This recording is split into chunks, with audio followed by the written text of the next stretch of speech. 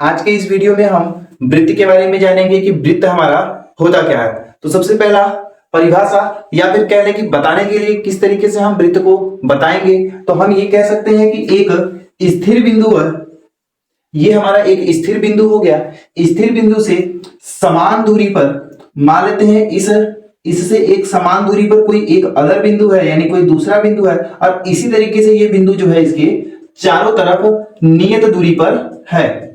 इस तरीके से ये हमारा चारों तरफ एक नियत दूरी पे ये सभी बिंदु है, यानी इससे इसके बीच की दूरी या फिर इससे इसकी बीच की दूरी समान है, तो ये हमारा एक समतल पर वृत्त बना होता है। तो इस तरीके से ये हमारा वृत्त का परिभाषा निकल कर आएगा। तो वृत्त की परिभाषा के लिए क्या बोलेंगे कि समतल पर एक स्थिर बिंदु से उन बिंदुओं का समूह जो इसे घेरे रखता है या फिर इससे निश्चित दूरी पर होता है, वो हमारा वृत्त कहलाता है। अब बात करते हैं त्रिज्या की। तो त्रिज्या क्या होगा? त्रिज्या जो होगा वो इस नियत बिंदु यानी जो ये स्थिर बिंदु है इसको वृत्त का केंद्र बोला जाएगा, यानी ये हमारा जो होगा वो हमारा केंद्र हो जाएगा, जिसको हम O से दिखाते हैं, और ये हमारा हो गया है वृत्त। अब इसके बाद जो है, अगर इस केंद्र से इस वृत्त के वृत्त तक की दूरी यानी कि इस उस बिंदु की दूरी को ले लिया जाए, केंद्र से बाहरी बिंदु तक की दूरी को ले लिया जाए, तो ये हमारा त्रिज्या कहलाता है। ये हमारा त्रिज्या हो जाएगा, जिसको कि हम R से दिखाते हैं, क्योंकि इसको इंग्लिश में रेडियस बोला जाता है। ये हमारा हो जाएगा R। अब बात करते हैं दो चीजें। ये जो वृत्त है अगर इनको मिला दिया जाए यानी फिर इसके दूरी को देखा जाए, तो ये सभी दूरी जो है मिलकर ये हमारा परिधि बन जाता है, यानी वृत्त को ही इस वाले पार्ट को हम परिधि बोलते हैं। अब इसका जो है, अब हमें कहीं से बोल दिया जाए कि इस परिधि का फॉर्मूला क्या होगा, या फिर परिधि के लिए बात किया जाए तो हमारा जो परिधि का फॉर्मूला होता है परिधि, तो परिधि जो होता है हमारा 2πr होता है। अब यहाँ पे एक चीज और बात है कि अगर हम वृत्त के एक सिरे से दूसरे सिरे तक केंद्र से होकर चले जाएं, वृत्त के एक सिरे से दूसरे सिरे तक केंद्र से होकर जब चले जाएंगे, तो ये हमारा व्यास कहलाता है, जो कि हमारा त्रिज्या का दोगुना, त्रिज्या को दोगुना करने के बराबर होता है। व्यास को हम d से दिखाते हैं, तो d बराबर 2r होता है। और कभी कभी प्रश्न में हमें r की वैल्यू गिवन रहेगा, d की वैल्यू गिवन रहेगा, r की वैल्यू निकालना होगा। तो फॉर्मूला हमारा जो r बराबर निकल कर आता है वो d/2 निकल कर आता है। तो इस तरीके से ये हमारा यहां तक कॉन्सेप्ट हो गया। अब इसमें कुछ चीजें हैं, जैसे कि वृत्त की त्रिज्या सबसे कितनी त्रिज्या हो सकती है भाई? अनंत त्रिज्या हो सकती है, क्योंकि इसके हर एक पार्ट पर क्या है हमारा, हर एक बिंदु है। तो यहां पर भी त्रिज्या खींचा जा सकता है, ऐसे भी त्रिज्या खींच सकते हैं, यहां पर भी खींच सकते हैं, ऐसे बहुत सारी त्रिज्याएं इसकी खींची जा सकती हैं। दूसरा बात यह है, जो वृत्त की त्रिज्या है वो हमारा व्यास के कितने गुना होगा? तो व्यास को जब आधा गुना करोगे, व्यास का आधा करोगे, तो ये वृत्त की त्रिज्या के बराबर हो जाता है।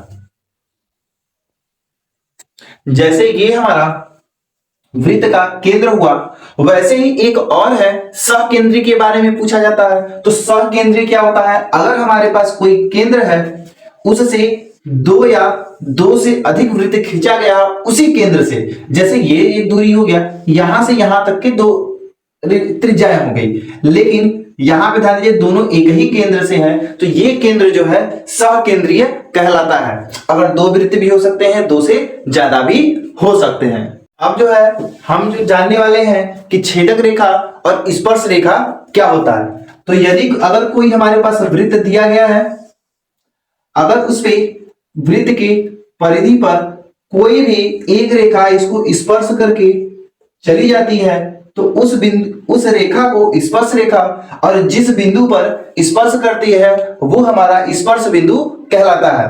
तो ये जो रेखा है हमारा P से लेकर Q तक, ये PQ जो होगा, ये PQ रेखा जो होगी, ये हमारा स्पर्श रेखा, और ये बिंदु जो हमारा A है, ये जो बिंदु A है, ये जो बिंदु A है, ये हमारा स्पर्श बिंदु कहलाता है। अब बात करते हैं छेदक रेखा में। तो छेदक रेखा जो होता है, यदि कोई वृत्त है, यदि हमारे पास कोई वृत्त है, इस वृत्त को दो बिंदुओं पर कोई रेखा अगर प्रतिच्छेदित करता है तो वो जो है छेदक रेखा कहलाती है। तो ये जो बिंदु यहां पर P और Q है, ये दोनों बिंदु छेदक बिंदु कहलाएंगे और ये जो रेखा है वो हमारा छेदक रेखा कहलाएगा। तो ये रेखा L बना लेते हैं, तो कह सकते हैं कि रेखा L या L रेखा छेदक रेखा है।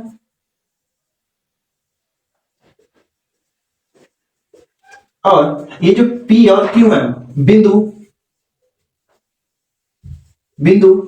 P तथा Q छेदक बिंदु है। तो इस तरीके से ये दो चीजें आपकी होंगी। अब इसमें बात करते हैं कि स्पर्श बिंदु किसी एक वृत्त से कितनी स्पर्श बिंदु यानी स्पर्श रेखाएं या फिर स्पर्श बिंदु हो सकते हैं। तो अगर हम ये बात करें, इसके लिए कंडीशन है। कंडीशन क्या है? अगर हमारे पास कोई मान लीजिए एक वृत्त है, अब हम इससे बोल दें कि कितनी स्पर्श रेखाएं खींची जा सकती हैं, तो अनंत स्पर्श रेखाएं खींची जा सकती हैं। अगर हम इसी में बात करें कि वो रेखाएं एक दूसरे को प्रतिच्छेदित न करें, तब कितनी स्पर्श रेखाएं खींची जा सकती हैं, तो कह सकते हैं सिर्फ और सिर्फ दो स्पर्श रेखाएं खींची जा सकती हैं। और वो दोनों स्पर्श रेखाएं क्या होंगी भाई? वो दोनों स्पर्श रेखाएं एक दूसरे के समांतर होंगी। तभी ऐसा संभव है कि किसी एक वृत्त को दो स्पर्श रेखाएं एक साथ स्पर्श कर सकती हैं, जब वो दोनों एक दूसरे के समांतर हो। बात करते हैं छेदक के लिए, तो इसमें भी अनंत रेखाएं प्रतिच्छेदित कर सकती हैं। अब बात किया जाए कि वो रेखा एक दूसरे को प्रतिच्छेदित न करे, फिर भी हम ये कह सकते हैं कि अनंत समांतर रेखाएं होंगी जो इस वृत्त को प्रतिच्छेदित कर सकती हैं। ये सभी रेखाएं जो है इस वृत्त को प्रतिच्छेदित कर रहे हैं।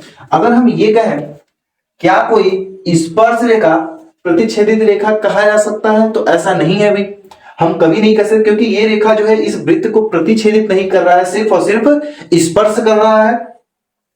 और इसके लिए दूसरी बात यह है कि अगर किसी बाह्य बिंदु से, अगर कोई हमारे पास एक वृत्त है, अब हम बोलें कि कोई बाह्य बिंदु से कुल कितनी स्पर्श रेखाएं खींची जा सकती हैं, तो मान लेते हैं कोई बाह्य बिंदु P है, इससे वृत्त पर सिर्फ और सिर्फ दो स्पर्श रेखाएं खींची जा सकती हैं।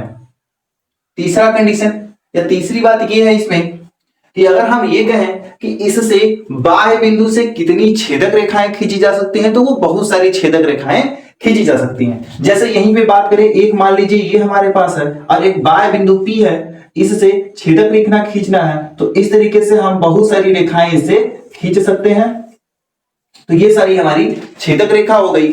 और अगर हम ये कहें अब कि अगर ये बिंदु P जो है अगर केंद्र पर हो, तब हमारी कितनी स्पर्श रेखाएं हो सकती हैं, तो ध्यान दीजिएगा, एक हमारे पास वृत्त है जो कि बिंदु P जो है वो केंद्र पर ही है, इससे कितनी स्पर्श रेखाएं खींची जा सकती है, तो इससे ध्यान दीजिएगा कोई भी स्पर्श रेखा नहीं है, बाकी सभी क्या है? छेदक रेखा ही है। यानी कि केंद्र से कभी भी हमारा स्पर्श रेखा खींचा नहीं जा सकता।